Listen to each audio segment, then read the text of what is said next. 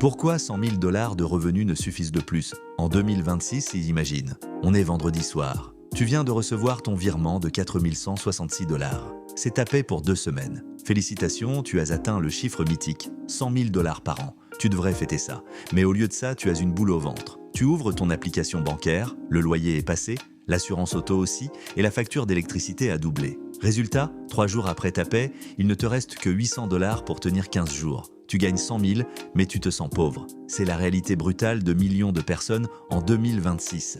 Je m'appelle Barnabé et je passe beaucoup trop de temps à penser à la psychologie de l'argent. Si tu travailles dur, mais que tu as l'impression d'être à un imprévu de la catastrophe, assure-toi d'appuyer sur le bouton s'abonner et de mettre un pouce bleu. Aujourd'hui, on brise le mythe des 6 chiffres. Voici le truc. On essaie de faire tourner le monde de 2026 avec un logiciel financier de 1995. Historiquement, 100 000 $, c'était la villa et la liberté. Aujourd'hui, c'est le nouveau 50 000 $. Quand tu gagnes 100 000, le gouvernement se sert d'abord. Après les taxes fédérales, d'État et l'assurance santé, il te reste environ 70 000 net, soit 5 800 par mois. C'est là que ça devient intéressant et déprimant. En 2026, un logement correct coûte 2 500 à 3 000, la voiture, 1 000 par mois, crédit, assurance, essence.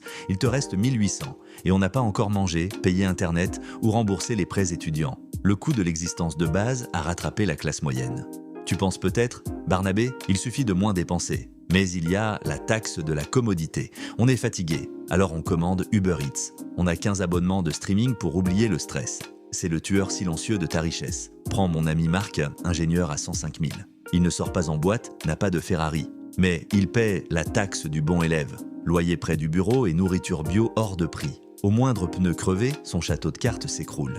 Gagner 100 000 en 2026, c'est vivre dans une cage dorée. Tu es trop riche pour être aidé, mais trop pauvre pour accumuler du patrimoine. C'est le précariat de luxe, la stratégie de survie. Alors qu'est-ce qu'on fait? Voici le secret. Si tu gagnes 100 000 $, tu dois vivre comme si tu en gagnais 60 000 $.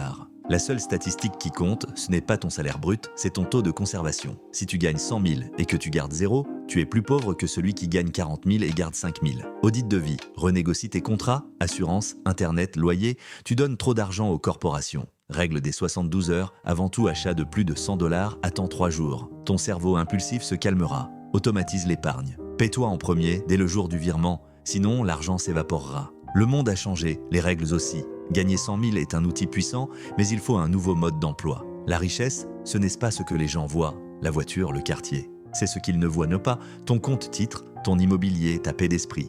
Ne laisse pas l'illusion des 6 chiffres te voler ton futur. Prends soin de ton argent, car personne d'autre ne le fera pour toi. On se voit dans la prochaine